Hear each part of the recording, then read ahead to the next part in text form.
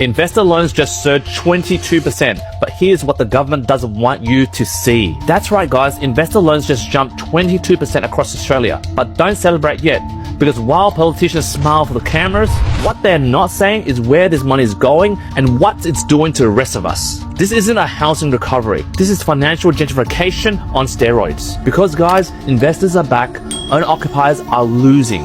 And some states, they're sure gaslighting the housing crisis. This is what we're unpacking today. In this breakdown, I'm unpacking the investor surge and what's fueling it. Why certain states are investor magnets and others are bleeding capital. How this shift squeezes millennials and Gen Z buyers even further. Why this isn't sustainable and who will be left holding the bag. And what you need to do right now if you want to play smarter before all this blows up. Let's break it down state by state. Because I'm telling you guys, the investor tsunami has arrived. According to money.com.au, investor loans surged 22% nationally in the past 12 months. That's 192,843,000 new loans. And owner-occupier loans, you might ask? Just a 6% growth. Investors are absolutely cooking. According to CoreLogic, it confirms investor lending now makes up over 40% of new loans in New South Wales and Queensland. Projections show that we could hit 234,000 investor loans in 2025.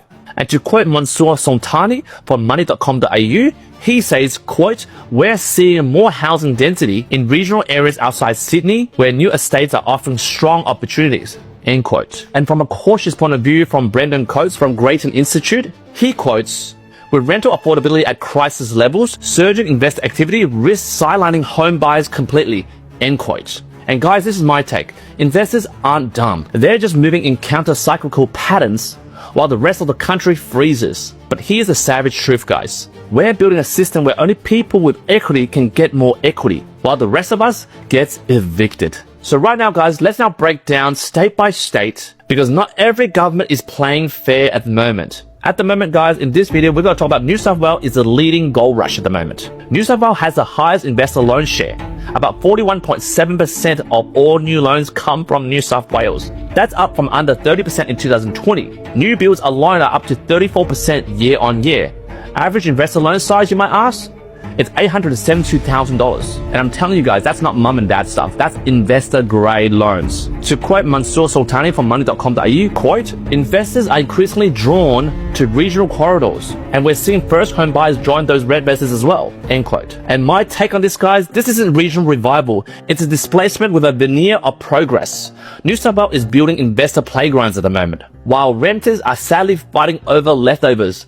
Guys like you who are watching this at the moment. So right now, let's look at Victoria, the state that loves tax but hates investors. In Victoria, guys, investor loans rose by 10% this year, but loans for new housing dropped by 20%. Why, you might ask?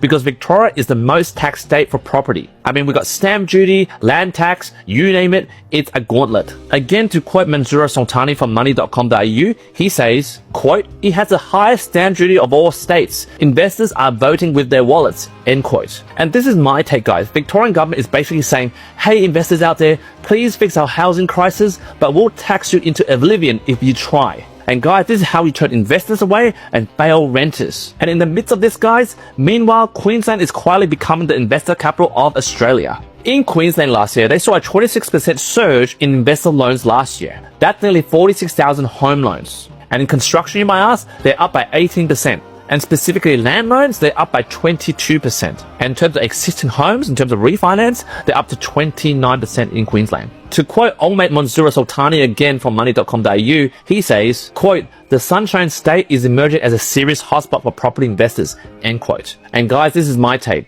Queensland is doing what every other state should be doing right now, which is to make it easy for investors to build, then get out of the bloody way. I mean, at the moment, it's not perfect, but it's working for Queensland compared to other states. But guys, you're watching this, do you want to know the real dark horse? It's WA, Western Australia. And this state is coming in hot. Currently, WA posted 35% growth in investor loans last year. In terms of land loan, they're up by 64%. 64%, guys. In terms of construction, they're up by 54%. WA saw the biggest jump in average loan sizes. According to money.com.au, they said, quote, "Investor demand has exceeded peak levels of the last lending cycle." End quote. And guys, this is my take. WA is finally cashing in on years of being overlooked. This is the revenge of the underdog state, guys. But for those of you guys that are watching this, don't get too excited because not every state is rising. In this part of the video, let's look at the other ones that's getting left behind. Let's look at South Australia at the moment, guys. Investor loans are up by 22%.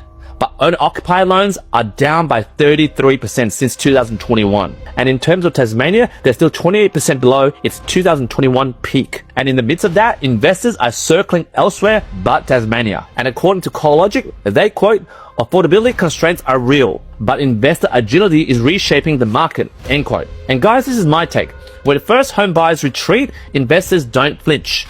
They just hunt. And you know what I'm talking about, you bloody hunters out there. So right now you might be asking Q, who's driving all this stuff, all this craziness? Well, let's roast them. Number one, the pollies. The pollies are pretending to fix housing while silently begging investors to fund the shortfall. States like Victoria are taxing growth out of existence. And the so-called property influencers you see on this platform, TikTok, IG, YouTube, LinkedIn that I'm posting on, these guys are always hyping about, oh, buy anywhere while quoting 2021 stats. And the RBA guys, they're holding rates high. Yes, they did a few rate cuts, but there is still more coming that they could cut. And overall, guys, this is my final take. Investors are playing chess, especially my clients who are working with holistic lending. They are taking advantage of this knowledge gap at the moment in the market and playing to their advantage. While for owner-occupiers, they're stuck on the sideline with a monopoly board and a pipe dream. So for guys that are watching this, do you want to stay in a rigged system where investors eat first?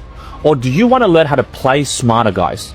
This is what I suggest you do. Not financial advice, but I want you to book a 50-minute call with me or a 60-minute call with me where we deep dive into a holistic lending strategy where you work with my financial planners, my accountants, my respected buyer's agents that have been tried and tested and not scammers out there or the so-called property influencers. Let us help you build an A game for you to build a property portfolio so you can build generational wealth in your family. But hey guys, if you're not ready, just hit the like button, hit the follow or subscribe button to get more videos like this. And most importantly, smash the share button, share this to your mate because knowledge is power. And again, thank you for supporting this channel and thank you for watching another episode of That Property Roast, and I'll see you in the next couple of days.